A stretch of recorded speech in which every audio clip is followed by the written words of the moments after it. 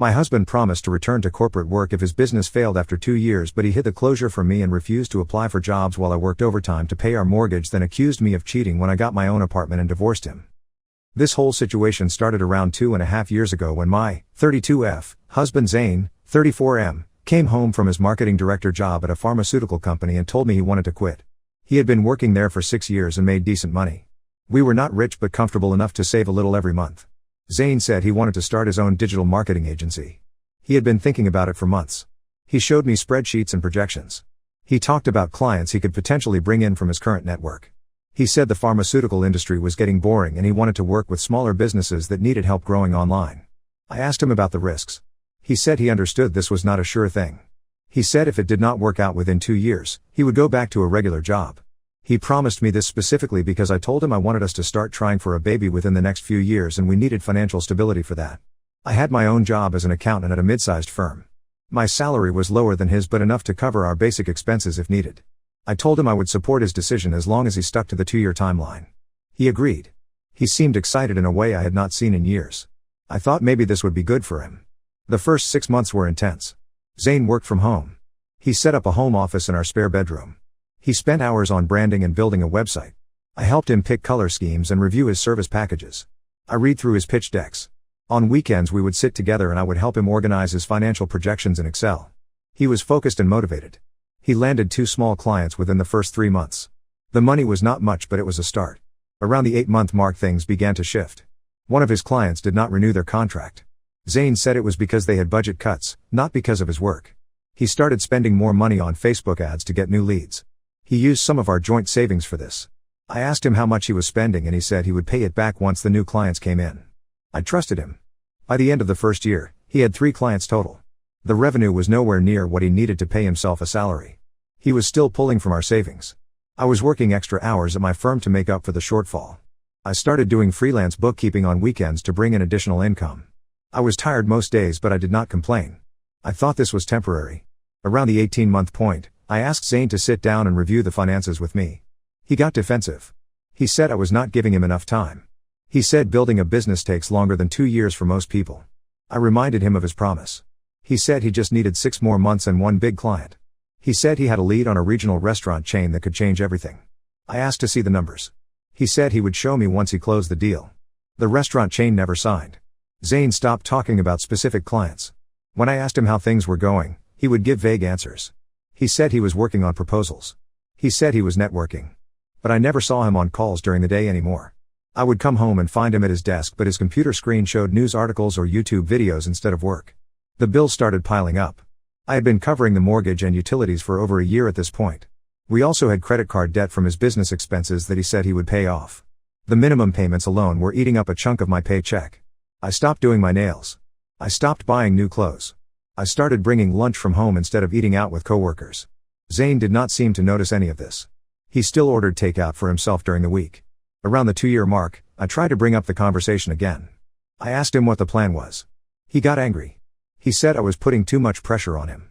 He said the economy had been tough and it was not his fault that clients were hard to find. He said if I really supported him, I would stop nagging him. I did not push further that day. I went to bed and stared at the ceiling for hours. 6 months ago, something happened that I did not find out about until much later. Zane closed his business. He did not tell me. He shut down the website. He stopped paying for the software subscriptions he had been using. He canceled his business phone line. But every morning he still got up, showered, and went into the home office. He pretended to work. I assumed things were still running even if they were not going well. I found out about the closure by accident. I was looking for our insurance documents in the file cabinet in his office. I found a folder labeled business closure. Inside were cancellation confirmations from his web hosting service, his email provider, and his accounting software. All of them were dated 5 weeks earlier. I sat on the floor of his office holding those papers. I did not know what to think. When Zane came home from the gym that evening, I put the folder on the kitchen table. I asked him what it was. He looked at it and then looked at me. He said he was going to tell me. He said he just needed time to figure out what to say. I asked him how long he had been lying. He said he was not lying, he was just waiting for the right moment. I asked him what he had been doing all day for the past 5 weeks. He said he had been job hunting. I asked to see his job applications. He said he had been researching companies and updating his resume. I asked to see the resume. He said it was not ready yet. I asked him why he had not told me the business was closed. He said he did not want to disappoint me. He said he knew I had been working hard to support them and he felt bad about it. He started crying. He said he felt like a failure. I did not hug him. I just stood there. I told him I needed him to get a job as soon as possible. He said he would. He said he would start applying everywhere. I said he needed to do it immediately because I could not keep carrying all of the financial weight alone. He nodded. He said he understood. 3 months passed. Zane did not get a job. He claimed he was applying but I never saw him doing it. I would come home from work and he would be on the couch watching TV or playing video games. The dishes would be piled in the sink. The laundry would be sitting in the hamper. I would ask him what he did all day and he would say he had a bad day and did not feel like doing anything. He said he was depressed about the business failing. I started working longer hours to cover the bills. My boss offered me overtime and I took every opportunity. I would come home at 8 or 9 at night. I would do the dishes and start a load of laundry. I would make dinner. Zane would eat whatever I made without helping to cook or clean up. I would go to bed exhausted. One night I came home and he was playing a video game online with his friends. I could hear him laughing through his headset. I put my bag down and looked at the living room. There were soda cans on the coffee table. There was a pizza box from lunch. I walked into the kitchen and saw the sink was still full from the morning. I had asked him to clean it before I left for work. I turned off the TV. Zane took off his headset and looked at me. He asked what I was doing. I told him we needed to talk. He said he was in the middle of a game. I said the game could wait. He sighed and paused it. I asked him if he had applied for any jobs that day. He said he had looked at a few postings. I asked if he submitted any applications. He said he did not find anything that fit his experience. I asked him if he did any chores. He said he did not feel up to it. I asked him what he did feel up to. He did not answer. I told him I could not do this anymore. I told him I was working 60 hours a week while he stayed home and did nothing. I told him I was tired of being the only adult in the relationship. He said I was being unfair. He said I did not understand how hard it was to lose your business and feel like you failed. I told him I did understand, but it had been 3 months and he had not even tried to move forward. He said I was pushing him too hard. He said I did not care about his mental health. I told him I cared, but I also cared about our mortgage and our bills and our future. I told him he needed to either find a job or go stay with his parents until he figured things out because I could not be his mother and his wife at the same time. He stared at me. He said I was being cruel. He said I was materialistic. He said all I cared about was money. I told him money was important when you had bills to pay. He stood up. He said he could not believe I would say something like that to him. He went into the bedroom and started throwing clothes into a duffel bag. I asked him what he was doing. He said he was leaving. He said he was not going to stay somewhere he was not appreciated. I did not try to stop him. He zipped up the bag and walked out the front door. He did not say goodbye. I sat on the couch for a long time. Then I called his parents. I told them Zane had left and I wanted to make sure he was safe. His mother asked me what I did to him. I said I asked him to get a job. She said I should be more supportive. She said he had been through a lot with the business failing. I told her I had been supporting him for over 2 years. She said that was what marriage was about. She hung up on me. Update 1: Zane did not come home.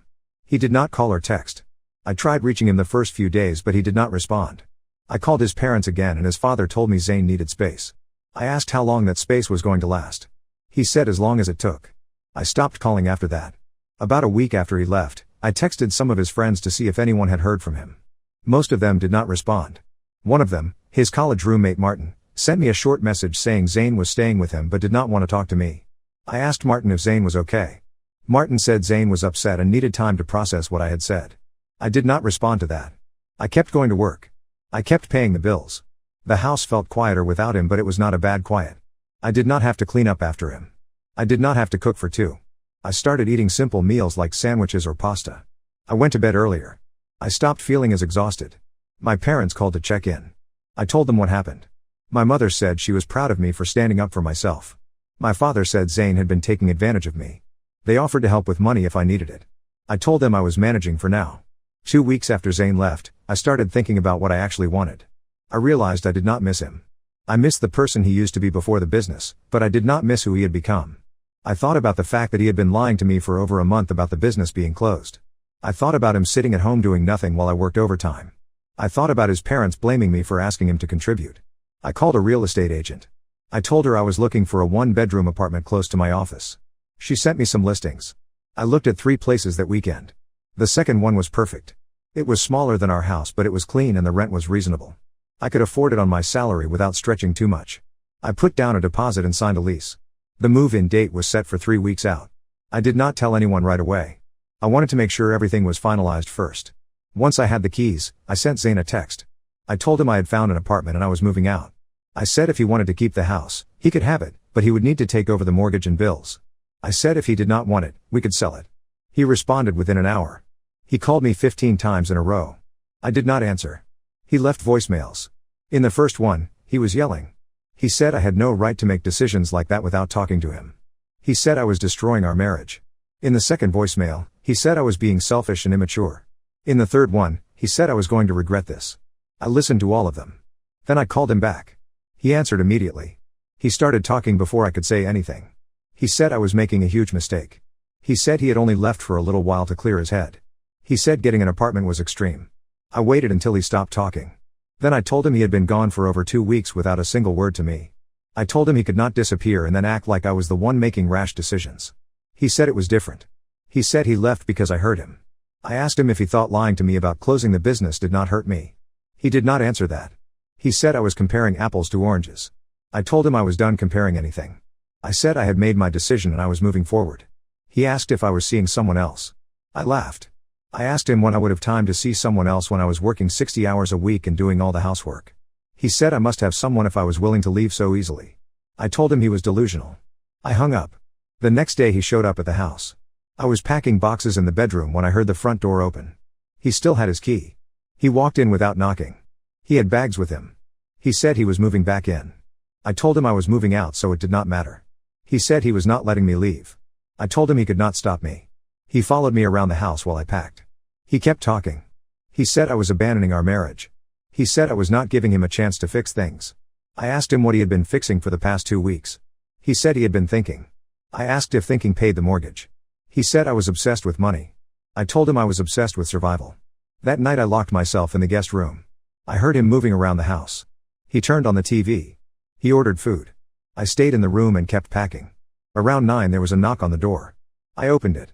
There was a pizza delivery guy standing there. Zane had ordered dinner and wanted me to come out and eat. I took the pizza box, thanked the delivery guy, and closed the door. I ate 2 slices and went to sleep. Update 2: Zane stayed in the house for 3 more days after he came back. He did not apologize. He did not talk about getting a job.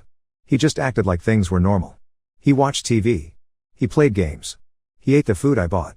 I ignored him as much as possible. I finished packing my things. I arranged for movers. On the 3rd night, he tried to talk to me again. He said he noticed I was serious about leaving. I told him I had been serious the whole time. He said he thought I would change my mind. I asked why he thought that. He said because we were married and married people did not just give up. I told him married people also did not lie and refuse to work. He said I was being dramatic. He asked me if there was someone else again. I did not answer. He took that as confirmation. He said he knew it. He said that was why I was in such a hurry to leave. He said I had probably been cheating on him the whole time he was trying to build his business. I stared at him. I told him he was out of his mind. He said he was not stupid. He said women did not just leave unless there was another man involved. I told him the only other man I had time for was my boss who I saw for 12 hours a day at work. He said that proved it. I asked him if he was serious. He said I was probably having an affair with my boss and that was why I was working so much overtime. I started laughing. I could not help it. The idea was so absurd that I could not even get angry about it.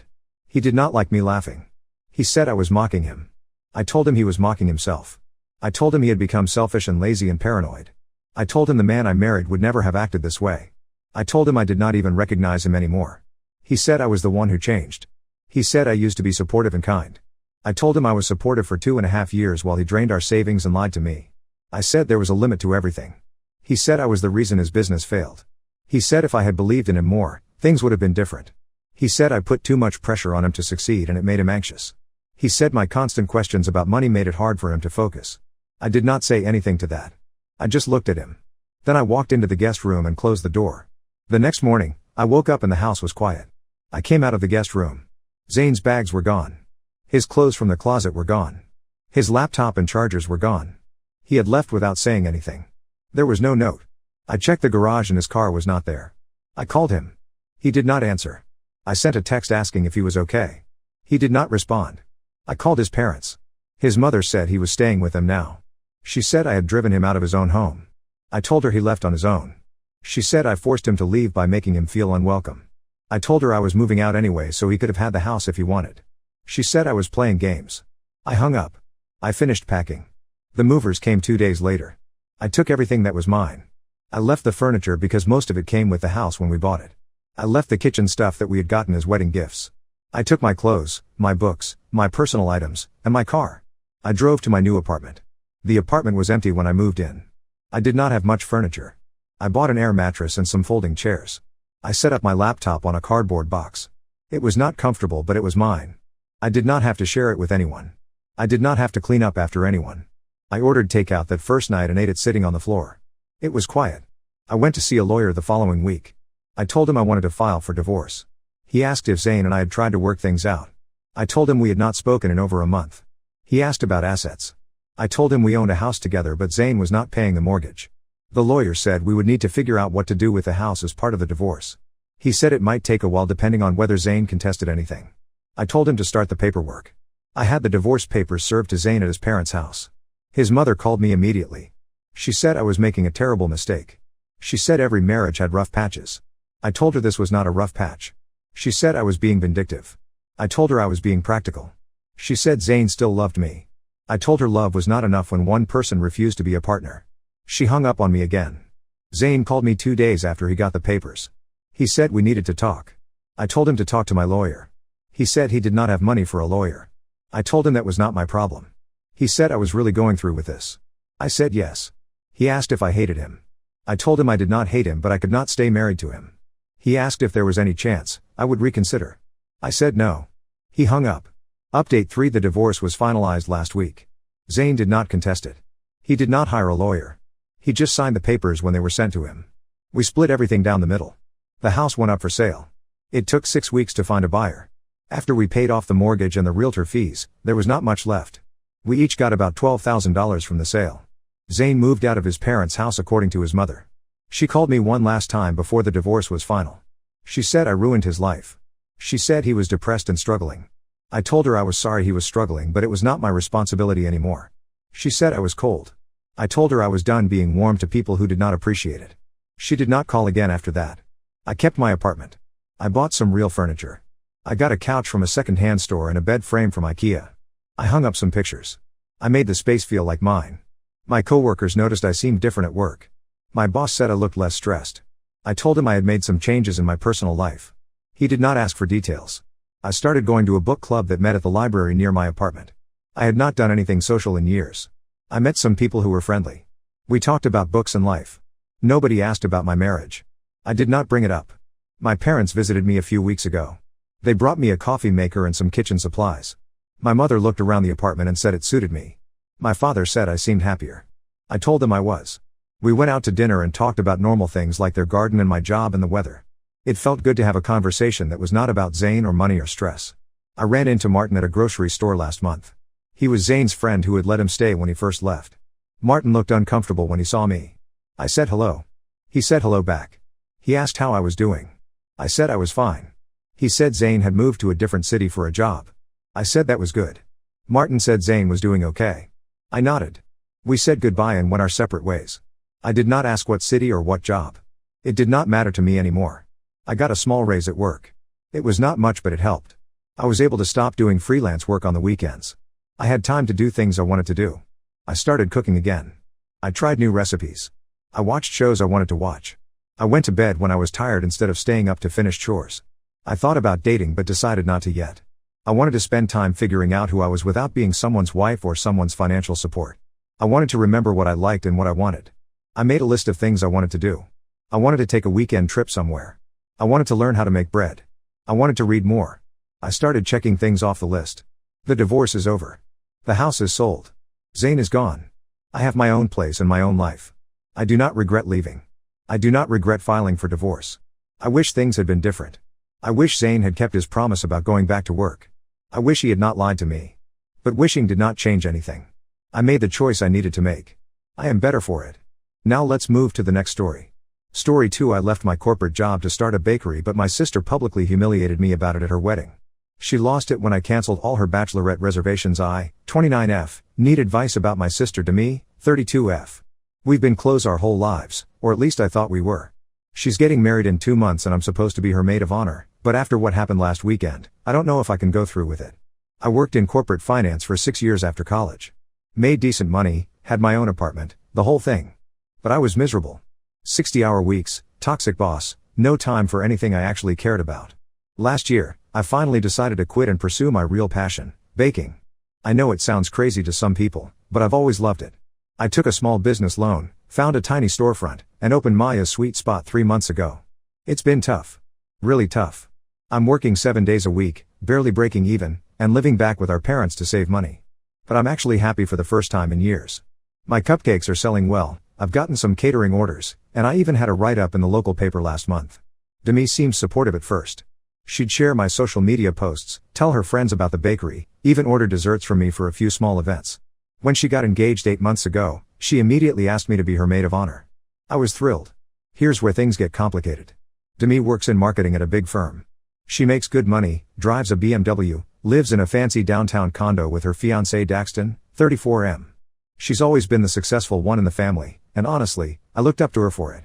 Our parents, Emmy, 58F, and Robert, 60M, are both accountants. They raised us to value financial security above everything else.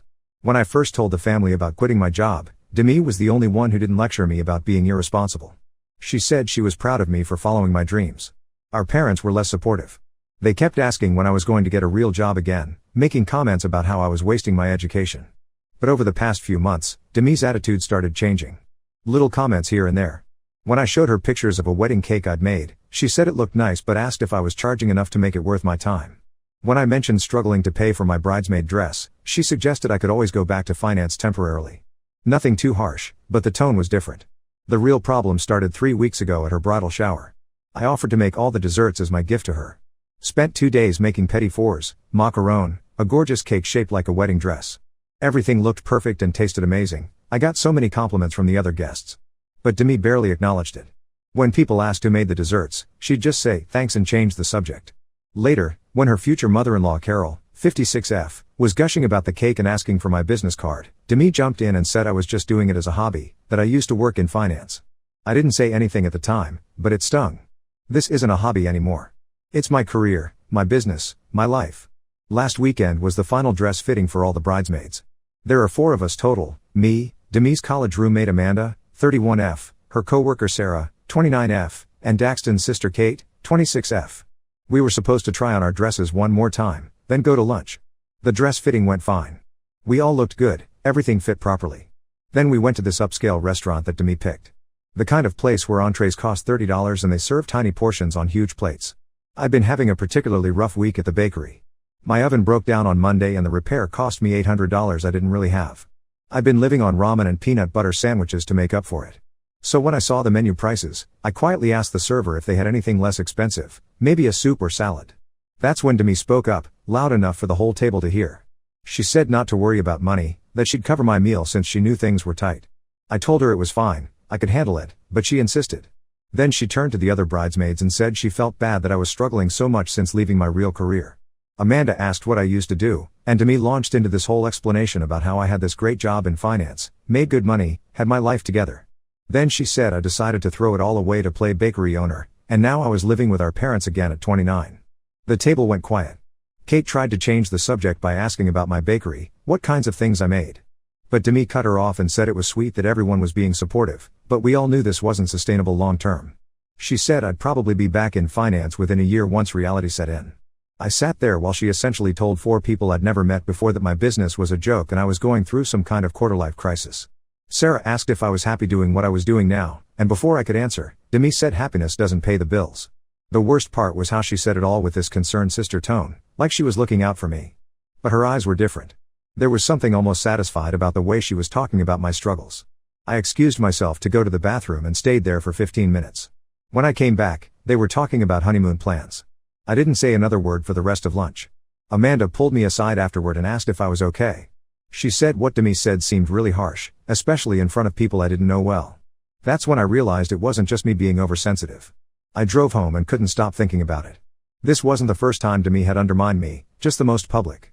I started remembering other incidents over the past few months. When I posted about getting that newspaper write-up, she commented asking if it mentioned how much debt I was in. When I told the family about landing a big catering order, she said she hoped I wasn't taking on more than I could handle. I talked to our mom about it the next day. She said Demi was probably just worried about me, that she wanted to make sure I was being realistic about my choices. But then she admitted that Demi had been asking her questions about my finances, how much money I was making, whether I was going to be able to stay afloat. That evening, Demi texted me asking if I was mad about lunch. She said she didn't mean to embarrass me, she was just being honest about my situation. She said as my older sister, she felt responsible for making sure I wasn't making a huge mistake. I didn't respond right away. I needed time to think about whether I was overreacting. But then yesterday, Kate called me. Daxton's sister, the one who'd tried to change the subject at lunch. She said she'd been thinking about what happened and wanted to let me know that she'd looked up my bakery online afterward. She said everything looked incredible and she was sorry Demi had been so dismissive of my work.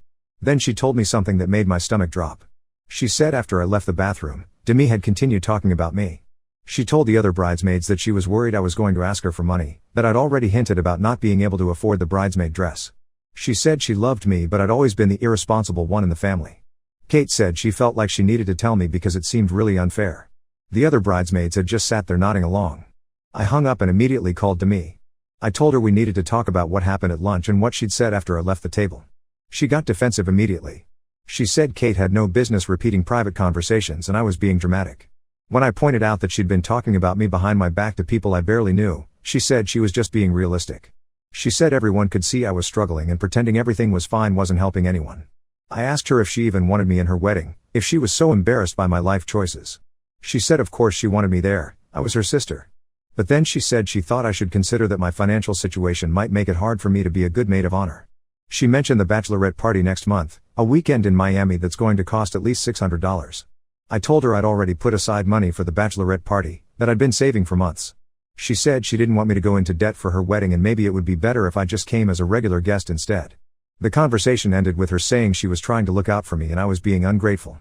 She said she was under a lot of stress with the wedding and didn't need me adding to it by being oversensitive about every little comment. I've been thinking about this for 2 days now.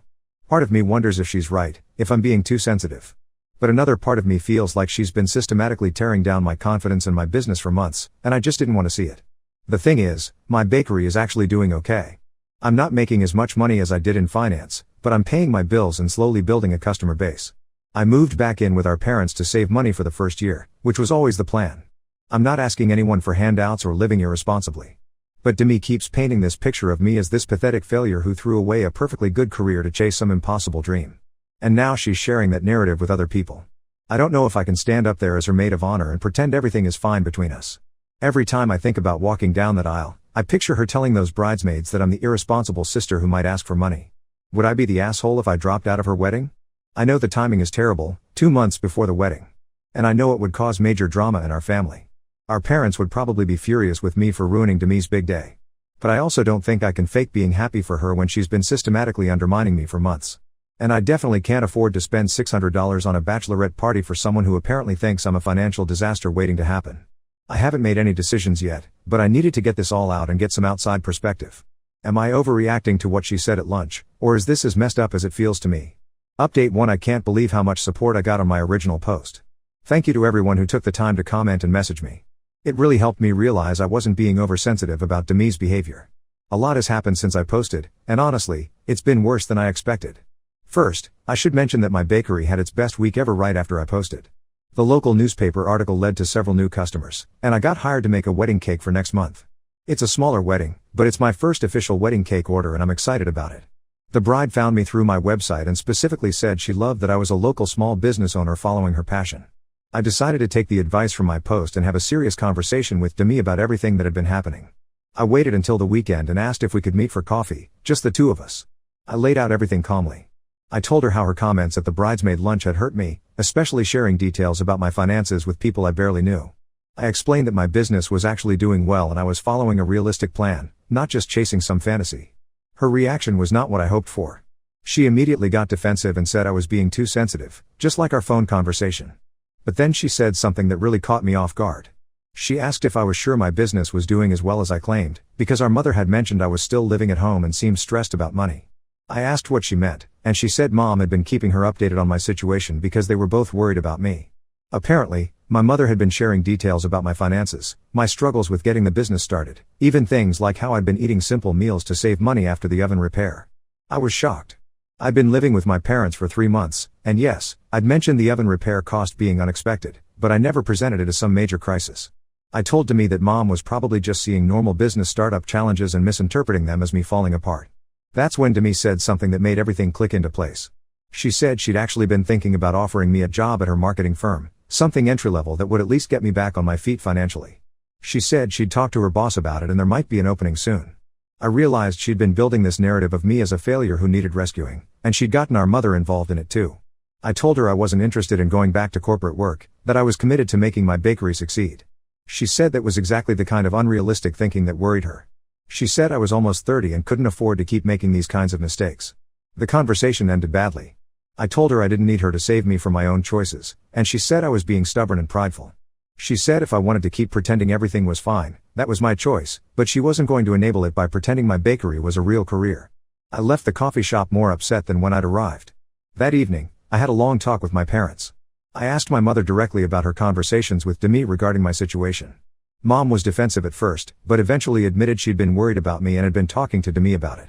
She said Demi had asked specific questions about my income, my expenses, whether I seemed happy. Mom thought Demi was just being a caring older sister. But then Dad spoke up and said something interesting. He said he'd noticed Demi asking pointed questions about my business whenever she came over for family dinners. Questions about how much I was making, how many customers I had, whether I thought it was sustainable. He said he'd thought it was just normal sister curiosity, but looking back, it seemed like she was gathering ammunition. Mom got upset and said we were both being unfair to Demi, that she genuinely cared about my well-being. But Dad said he'd been proud of me for starting my own business and taking risks, and he didn't understand why Demi seemed so focused on the negative aspects. This conversation with my parents made me realize that Demi had been working behind the scenes for months to build this story that I was failing and needed help. She'd been getting information from our mother and using it to justify her comments about my choices. The next day, I got a text from Amanda, one of the other bridesmaids. She said she'd been thinking about the lunch and wanted to apologize for not speaking up when Demi was talking about my situation.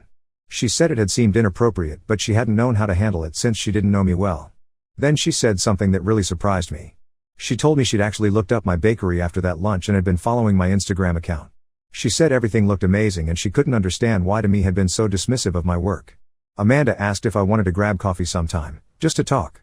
She seemed genuinely interested in getting to know me beyond Demi's description of me as her struggling younger sister.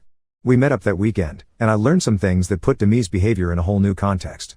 Amanda told me that Demi had been talking about me regularly in their friend group for months. She'd been presenting herself as the responsible sister who was worried about her younger sister's poor life choices. Amanda said Demi would share updates about my struggles, always framed as concern, but with this undertone of superiority. According to Amanda, Demi had been getting a lot of sympathy and attention from their friends for being such a caring, worried sister. People were always asking for updates on how I was doing, praising Demi for being so supportive of my dreams while also being realistic about the challenges. Amanda said she'd started to feel uncomfortable with these conversations because Demi seemed to enjoy talking about my problems a little too much. She said it reminded her of people who always have some family drama to share because it makes them feel important.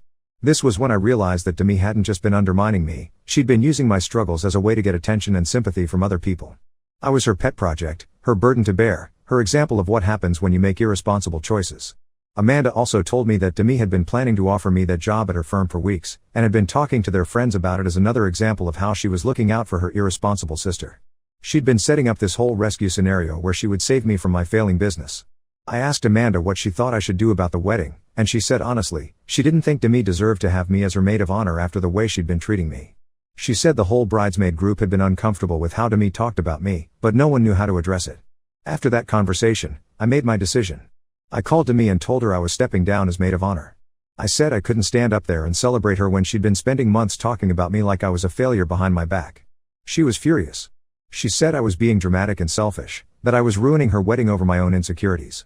She said she'd been trying to help me and I was throwing it back in her face. When I mentioned what Amanda had told me about her conversations with their friend group, Demi got even angrier. She said I was turning her friends against her and making her look bad. She said Amanda had no business sharing private conversations. I told her the problem wasn't that I'd found out about her conversations, the problem was that she'd been having them in the first place. The call ended with her hanging up on me. Within an hour, I got a call from our mother. She was upset and said Demi had called her crying, saying I was dropping out of the wedding and causing drama. Mom said she didn't understand why I couldn't just work things out with Demi, that family was more important than whatever petty disagreement we were having. I tried to explain everything to Mom, but she kept saying Demi was just worried about me and I was taking it the wrong way. She said Demi had put a lot of work into planning this wedding and I was being selfish by backing out so close to the date. Dad was more understanding when I explained the situation to him separately. He said he could see how Demi's behavior would be hurtful, and he supported my decision to step back if that's what I needed to do. But he also warned me that this was going to cause major problems in our family, and I should be prepared for Demi and Mom to be angry with me for a long time. He was right. It's been a week since I told Demi I was stepping down, and the family dynamics have been terrible. Mom barely speaks to me, and when she does, it's to ask if I've reconsidered. Demi hasn't contacted me at all.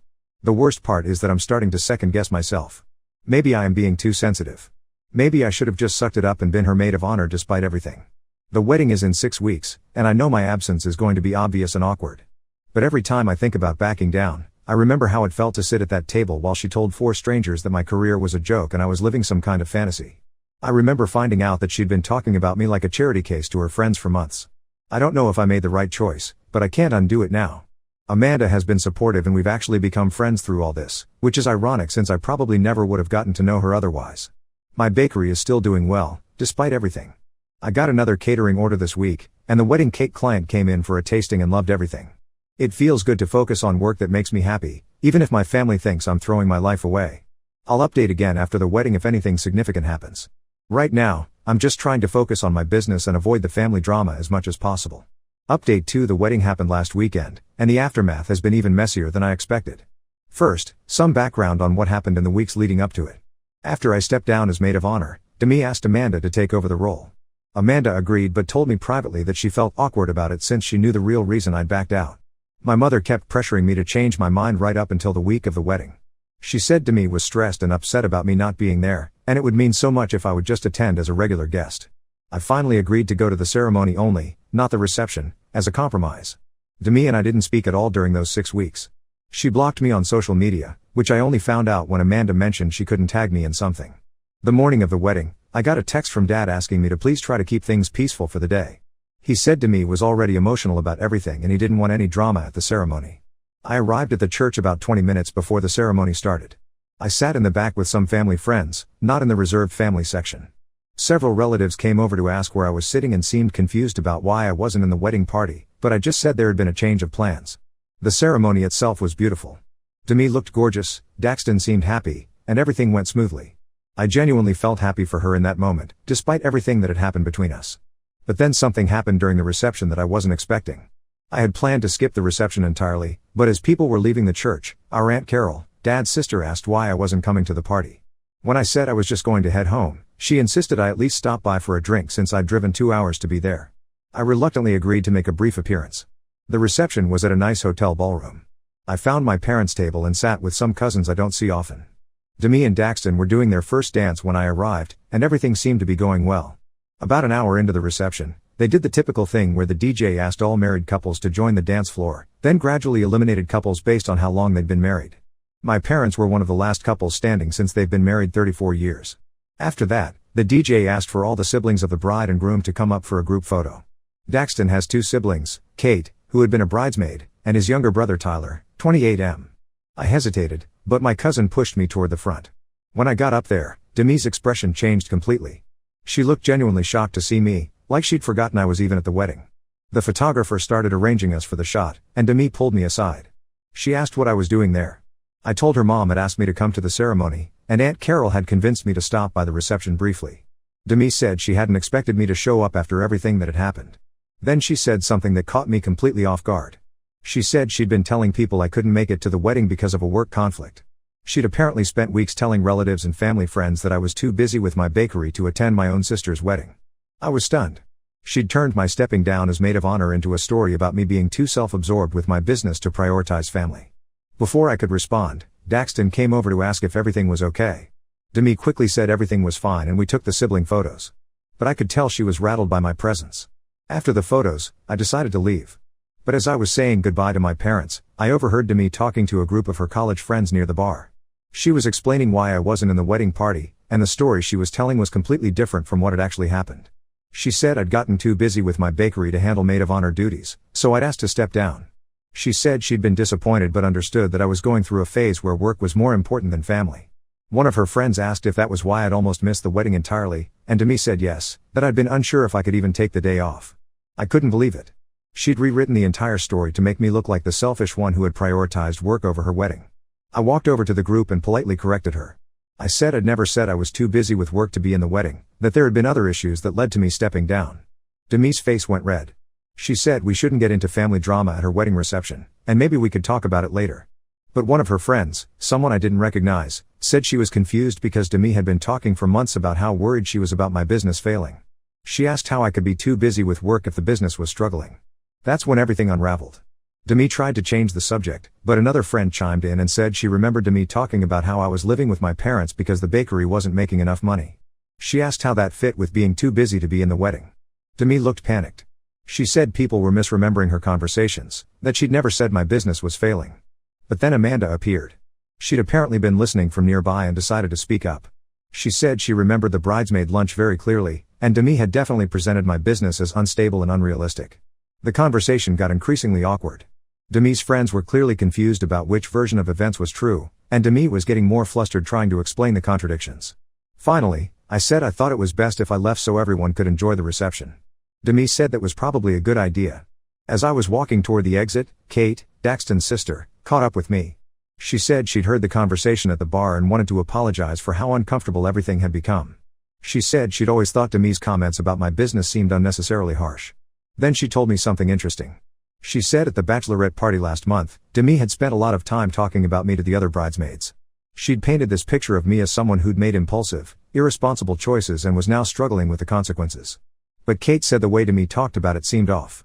She said it felt like Demi was enjoying having a sister with problems she could worry about publicly. Kate also mentioned that during the bachelorette weekend, Amanda had spoken up several times to defend me when Demi was being particularly critical. She said Amanda had pointed out that starting your own business was brave, not stupid, and that I seemed to be handling the challenges responsibly. This had apparently led to some tension between Demi and Amanda during the trip, with Demi saying Amanda didn't understand the full situation. Kate said she'd been thinking about all of this for weeks, especially after our conversation at the dress fitting. She said she'd started to see a pattern in how Demi talked about other people's problems, always with this concerned tone that seemed performative. I thanked Kate for sharing all of this and left the reception. The next morning, I got a long text message from Demi. She said she was disappointed that I'd caused drama at her reception by contradicting her in front of her friends. She said I'd embarrassed her on her wedding day by making her look like a liar. She said she'd been trying to protect my privacy by not telling people the real reason I'd stepped down as maid of honor, which was that I'd been too emotional and sensitive to handle the responsibility. She said she'd made up the work story to save me from embarrassment. I was furious. I texted back and told her that wasn't true, that she'd stepped down me after I'd confronted her about her behavior. I said she'd been talking about my business and personal life behind my back for months, and I'd simply reached my limit. She responded by saying she was done trying to help me, that I clearly didn't want family support while I figured out my life. She said she hoped I was happy with the choices I'd made, because they were going to have consequences for our relationship going forward. That was 3 days ago, and we haven't spoken since. My parents have been caught in the middle of all this. Mom is still upset with me for causing problems at the wedding, but Dad said he understood why I'd felt the need to correct Demi's story. He said he'd heard some of the conversation at the bar and it was clear Demi had been telling different versions of events to different people. Dad also mentioned that several relatives had asked him about my business after the wedding, saying they'd heard conflicting information about how it was going. He said he'd told them honestly that I was working hard and building something I was proud of, and that he and Mom were proud of me too. That conversation with Dad meant a lot to me. It's been hard feeling like I'm the problem child when I'm actually doing something I love and making it work. My relationship with Demi feels irreparably damaged at this point. I don't think she'll ever see my business as anything other than a mistake, and I don't think she'll ever stop trying to rescue me from my own choices. Amanda and I have stayed in touch, and she's been really supportive through all of this. She said several of Demi's friends reached out to her after the wedding asking for clarification about what had really happened between Demi and me. She said she'd been honest about Demi's pattern of talking about me in ways that seemed designed to make her look like the caring, responsible sister. Amanda also mentioned that she'd started her own side business recently, freelance graphic design, and Demi had made some dismissive comments about that too. She said she was starting to see that Demi had a habit of undermining other people's entrepreneurial efforts, maybe because it made her feel more secure in her corporate job. My bakery is still going well. The wedding cake I made last month got great reviews, and the bride referred 2 more potential clients to me. I'm starting to feel more confident that this can actually work long term. But the family situation is still painful. I miss having a close relationship with Demi, even though I can see now that it wasn't as healthy as I thought it was. I don't know if we'll ever be able to repair things between us. Right now, it doesn't seem like she thinks she did anything wrong. Update 3. I wanted to give one final update on everything that's happened since Demi's wedding. The past 2 months have been a mix of really good developments and some painful realizations about my family dynamics. First, the good news: my bakery has taken off in ways I never expected. The wedding cake I made led to 4 more wedding bookings, and I've been getting steady catering orders for smaller events. Last month, I made enough profit to move out of my parents' house and into a small apartment above a coffee shop downtown. The coffee shop owner and I worked out a deal where I supply them with pastries and they give me a discount on rent. It's been perfect. I also got approached by a local restaurant group about potentially supplying desserts for their 3 locations. We're still negotiating the details, but it could be a game changer for my business stability. The success has been validating, especially after months of me telling everyone I was struggling and unrealistic about my prospects. But the situation with my family has gotten more complicated. About a month after the wedding, my mother finally had a real conversation with me about everything that had happened.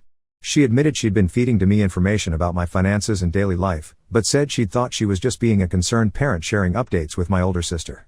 Mom said she'd started to see the pattern after the wedding reception, when several relatives mentioned hearing different stories about why I wasn't in the wedding party. She said she'd asked me directly about the conflicting information, and me had gotten defensive and accused family members of gossiping. This led to Mom paying more attention to how me talked about me during family conversations. She said she noticed me would steer conversations toward my struggles, even when I wasn't around.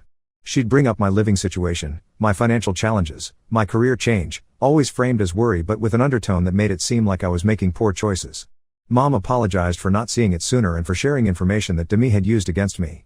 She said she'd thought me was just being a protective older sister, but now she could see there was something else going on. This conversation with Mom was really healing for me. I'd been feeling like my whole family thought I was the problem, so having her acknowledge me's behavior meant a lot. Dad and I also had several good talks during this time.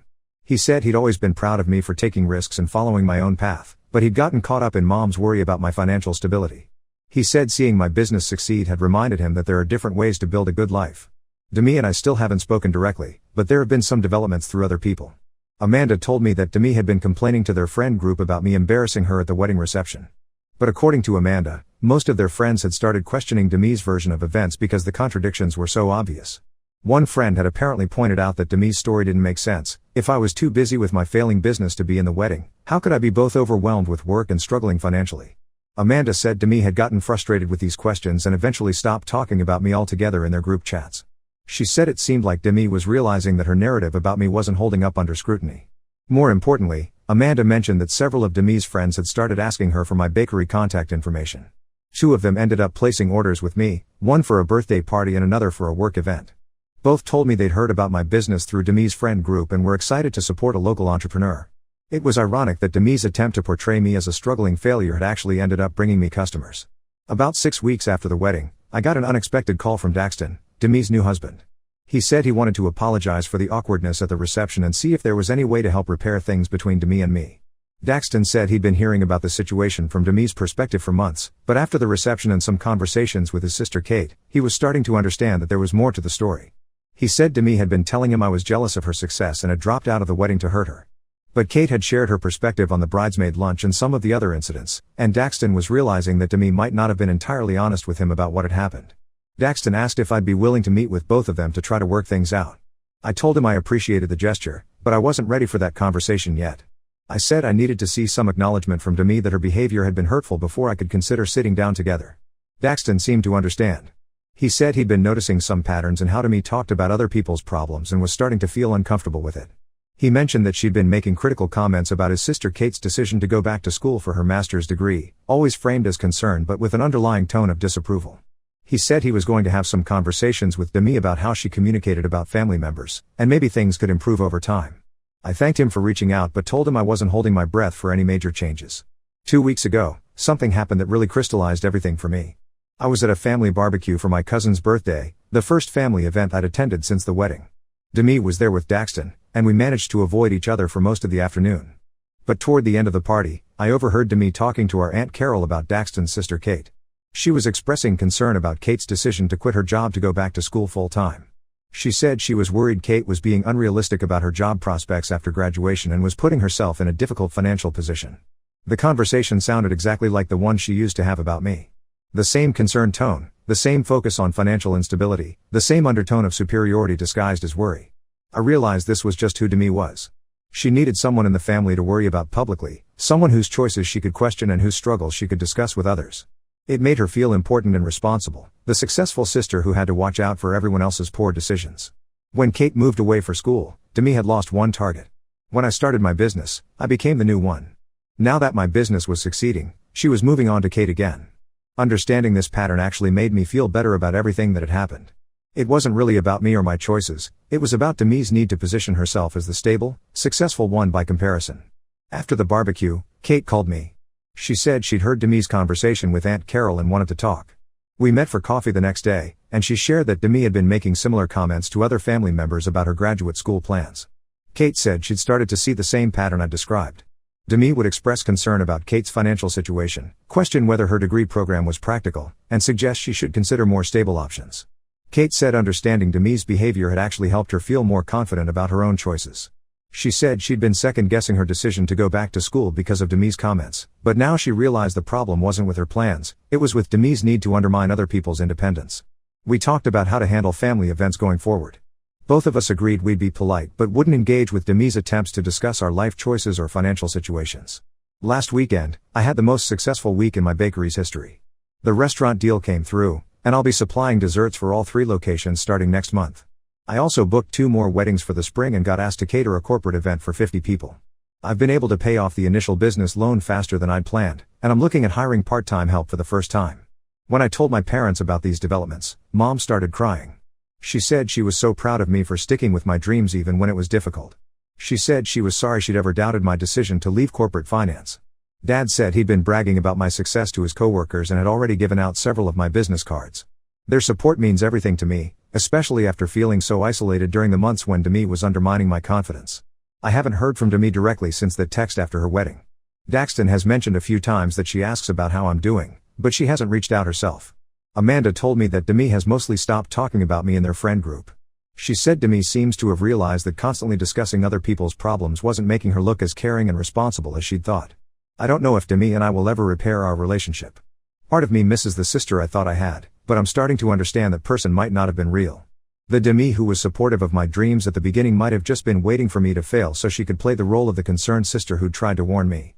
I've learned a lot about setting boundaries with family members and not letting other people's insecurities affect my confidence in my own choices. I've also learned to pay attention to patterns in how people talk about others, because it usually reveals more about them than about the people they're discussing. My life is in a really good place now. I love my work, I have a growing business, I've made new friends like Amanda and Kate, and I have a much clearer understanding of which family relationships are actually supportive versus which ones just feel familiar. I'm not planning to cut Demi off completely, but I'm also not going to pretend we have the close relationship I thought we had. If she ever acknowledges her behavior and genuinely apologizes, I'd be open to rebuilding something. But I'm not holding my breath, and I'm not letting the uncertainty affect my happiness anymore. The bakery is thriving, I'm financially stable, and I wake up excited about my work every day. That's more than I ever had in my corporate finance job, and it's exactly what I hoped for when I made the scary decision to change my life. Demi was wrong about my choices being unrealistic. But more importantly, I've learned that her opinion about my life doesn't actually matter as much as I thought it did.